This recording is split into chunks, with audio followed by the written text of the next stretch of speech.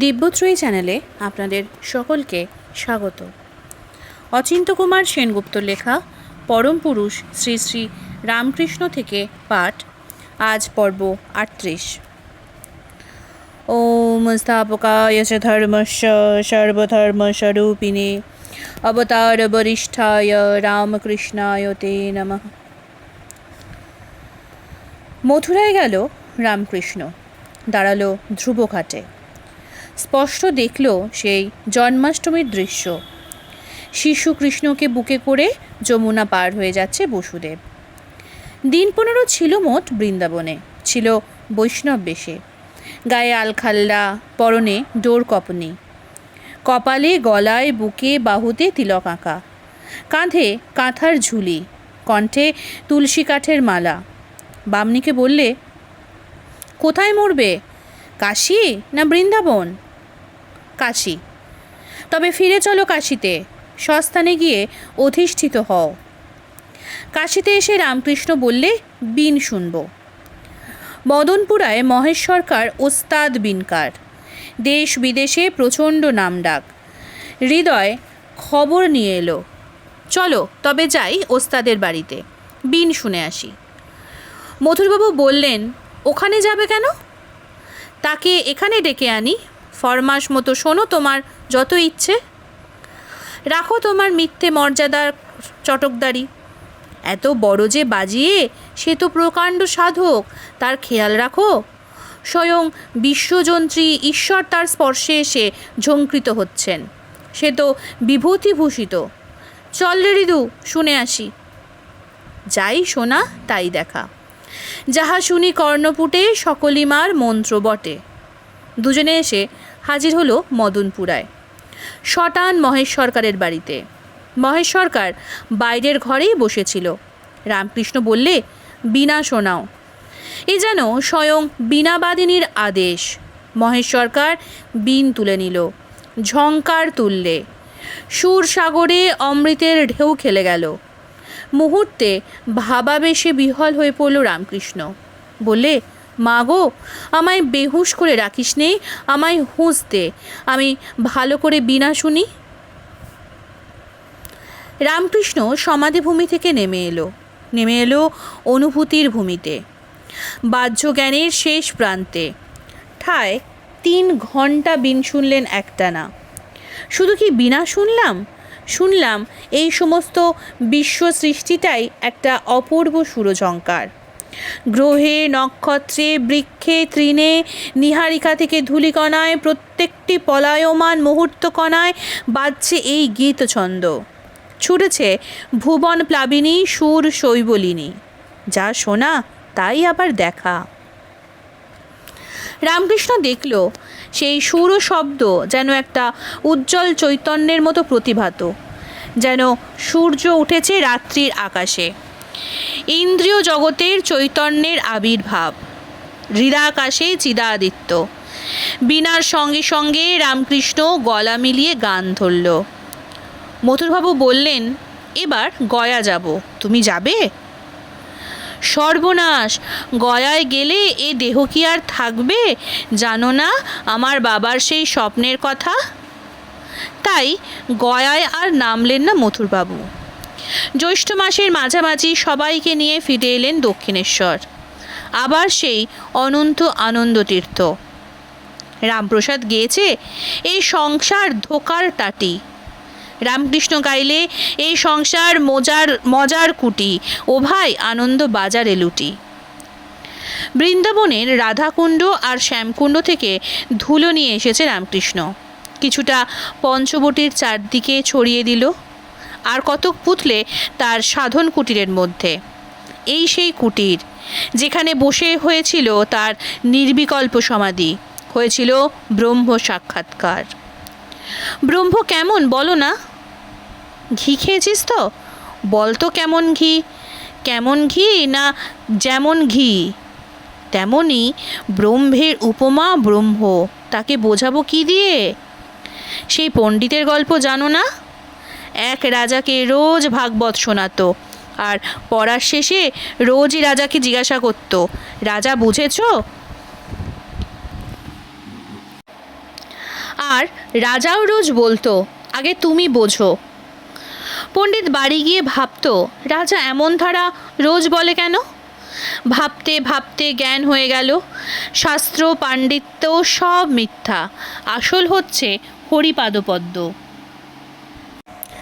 বিবাহী হয়ে চলে গেল সংসার ছেড়ে। রোজ কত বক্তৃতা ঝাড়ত, আর আজ যাবার আগে বলে গেল দুটি কথা। এবার বুঝেছি, তাই বলি কলকলানি ছাড়ো। যতক্ষণ ঘি কাঁচা থাকে ততক্ষণই কলকল করে, পাকা ঘিয়ে আর শব্দ নেই। খালি গাড়ুতে জল ভরতে হলেই ভকভকানি ওঠে, কিন্তু ভরে গেলে আর শব্দ হয় না। বিচার বুদ্ধি কতক্ষণ? যতক্ষণ না তার আনন্দের খবর পাওয়া যায়। মধুপানের আনন্দ পেলে মৌমাছি আর ভনভন করে না। আমি কাঁদতাম আর বলতাম, মা, বিচার বুদ্ধিতে বজ্রাঘাত হোক। শশধর পণ্ডিত জ্ঞানমার্গের পন্থী বললে, সে কি, আপনারও তবে ছিল বিচার বুদ্ধি? তা একটু আধটু ছিল বই কি। উৎফুল্ল হয়ে উঠল শশধর, বললে, তবে বলে দিন, আমাদেরও যাবে। আপনার কেমন করে গেল? ঠাকুর বললেন, অমনি একরকম করে গেল। আমি দুহাত ছেড়ে দিয়েছি, আমি বগলে হাত দিয়ে টিপি না। সেই এক বেয়ান এসেছিল আর এক বেয়ানের সঙ্গে দেখা করতে। ঘরের বেয়ান তখন নানা রঙের সুতো কাটছে, বাইরের বেয়ানকে দেখে ভারী খুশি। কতদিন পরে এলে, যাই তোমার জন্য কিছু জল খাবার আনি গে। যেই জল খাবার আনতে গেছে সেই ফাঁকে বাইরের বেয়ান একতারা রঙিন সুতো বগলের তলায় লুকিয়ে ফেললে। জল খাবার নিয়ে এসে ঘরের বেয়ান বুঝতে পারলে বাইরের বেয়ানের কাণ্ড কারখানা। তখন সে এক ফন্দি ঠাউরালে, বলে, কতদিন পর এলে, এসো আজ দুজনে একটু আনন্দ করি। কি আনন্দ? এসো দুই বেয়ানে নৃত্য করি। ভালো কথা। দুই বেয়ানে নাচতে লাগলো। ঘরের বেয়ান দেখলো বাইরের বেয়ান হাত না তুলেই নৃত্য করছে। হাত না তুলে নাচ কি একটা নাচ? ঘরের বেয়ান তখন বললে, এমন আনন্দের দিনে এসো আজ হাত তুলে নাচি। ভালো কথা। কিন্তু বাইরের বেয়ান এক হাতে বগল টিপে আর এক হাত তুলে নাচতে লাগলো। ও আবার কেমন নৃত্য? এসো দুহাত তুলে নাচি। এই দেখো, ঘরের বেয়ান দুহাত তুললে, বাইরের বেয়ান যে কে সে তেমনই বগল টিপে এক হাত তুলেই সে নাচতে লাগলো। বললে, যে যেমন জানে বেয়ান, আমি কিছুই জানি না। আমি তাই দুহাত ছেড়ে দিয়েছি। আমার সরল শরণাগতি। তীর্থ থেকে ফিরে এসে রামকৃষ্ণের শুধু সেই তীর্থভ্রমণের কথা, তাছাড়া আবার কি? মাতাল মদ খাওয়ার পর কেবল আনন্দেরই কথা কয়। কি পেলেন তীর্থ করে? কি পেলাম? জ্ঞান পেলাম। যতক্ষণ বোধ যে ঈশ্বর সেটা, ততক্ষণ অজ্ঞান। যখন হেতা হেতা, তখনই জ্ঞান। যা মন চায় তারই পিছে যায়, কিন্তু ছুটতে হবে কেন? যা মন চায় তাই মনের মাঝখানে, যা হাত চায় ধরতে তাই হাতের কাছাকাছি। তামাক খাবে, তাই গেছে প্রতিবেশীর বাড়ি টিকে ধরাতে। ঢের রাত হয়েছে, প্রতিবেশী ঘুমে অচেতন। অনেক ধাক্কা ধুক্কি, অনেক হাঁক ডাক।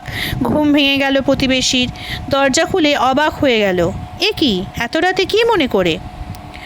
আর কি মনে করে, তামাক খাবো কিন্তু টিকে ধরাবার দেশলাই নেই, তারই জন্যে এত কষ্ট, এত হই হল্লা। তোমার হাতে যে লণ্ঠন আছে, সে আছে কি করতে? হৃদা আকাশে চিদা আদিত্য। চলেছি আমরা তবে আর কোন দেশে, কোন সূর্যের সন্ধানে? কথাটা এই, বুড়ি ছুঁয়ে যা ইচ্ছে করো, ব্রহ্মজ্ঞান লাভ করে তারপর লীলা আস্বাদন করে বেড়াও। সাধু শহরে এসে হেতা হোতা ঘোরাঘুরি করে, নানা রকম আমোদ করে বেড়াচ্ছে। পথে আর এক মুসাফির সাধুর সঙ্গে দেখা। মুসাফির বললে, এত যে চারদিকে রং দেখে বেড়াচ্ছ, তো তোমার পোটলা পুটলি কোথায় রাখলে? কেন?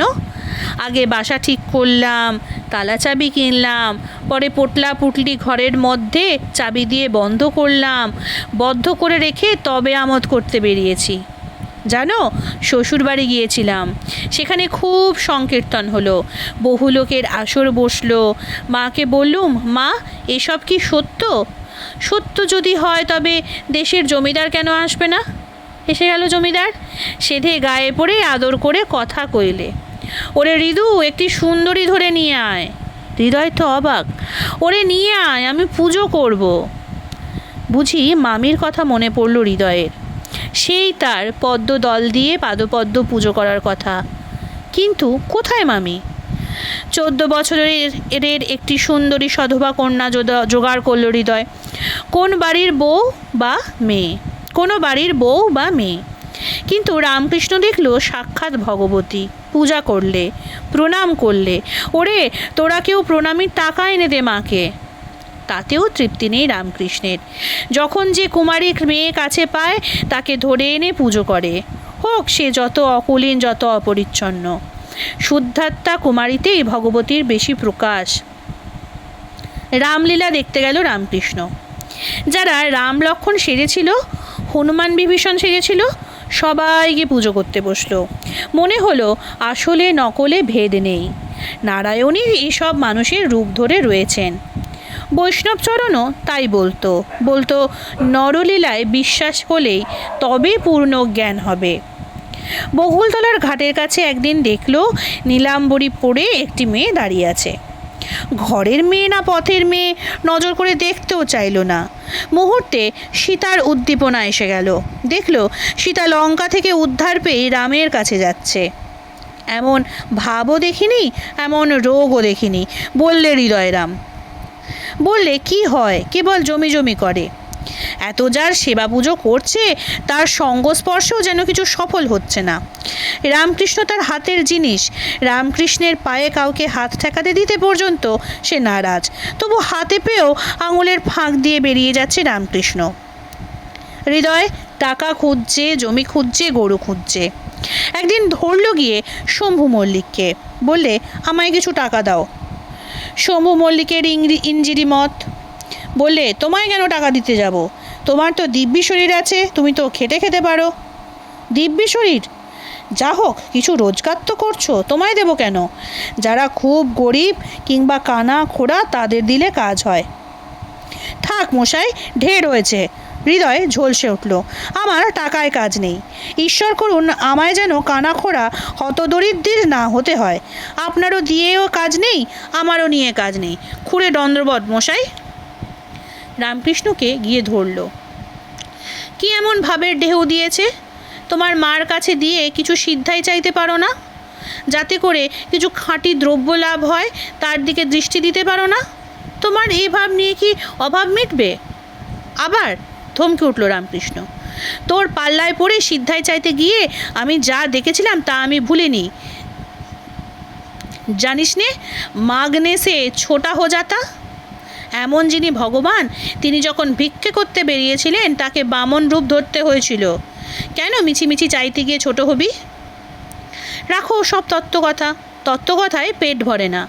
হৃদয় একটা এঁড়ে বাছুর কিনলে, ঘাস খাওয়ানোর জন্য নিত্যি সেটাকে বাঁধানে বেঁধে রাখে, কত যত্ন আত্তি করে, সোহাগ করে, গলায় পিঠে হাত বুলোয়। রোজ ওটাকে ওখানে বেঁধে রাখিস কেন রে? জিজ্ঞাসা করল রামকৃষ্ণ। ওটাকে দেশে পাঠিয়ে দেব। কেন? সেখানে কি? বড় হলে সেখানে ও লাঙল টানবে। কোথায় কামারপুকুর শিয়র আর কোথায় কলকাতা? বাছুরটা সেখানে যাবে ওই পথ ভেঙে, সেখানে গিয়ে বড় হবে, বড় হয়ে লাঙল টানবে। মূর্ছিত হয়ে পড়ল রামকৃষ্ণ। এরই নাম মায়া, এরই নাম সংসার। চালের আড়তে বড় বড় ঠেকের মধ্যে চাল থাকে, যাতে ইঁদুর ওই চালের সন্ধান না পায়। আড়তদার একটা কুলোতে করে খই মুরগি রেখে দেয়। ওই খই মুরগি খেতে মিষ্টি, ইঁদুরগুলো তাই সমস্ত রাত করড় মরড় করে খায়, চালের সন্ধান পায় না। ওরে, মায়াকে চিনতে চেষ্টা কর। মায়াকে যদি চিনতে পারিস, মায়া আপনি লজ্জায় পালাবে। হরিদাস বাঘের ছাল পরে একটা ছেলেকে ভয় দেখাচ্ছিল। ছেলেটা বললে, আমি চিনেছি, তুমি আমাদের হরে। হরিদাস হাসতে হাসতে চলে গেল। হরিদাসকে চিনবে না হৃদয়, তার বাঘের ছালেই সে মাতোয়ারা।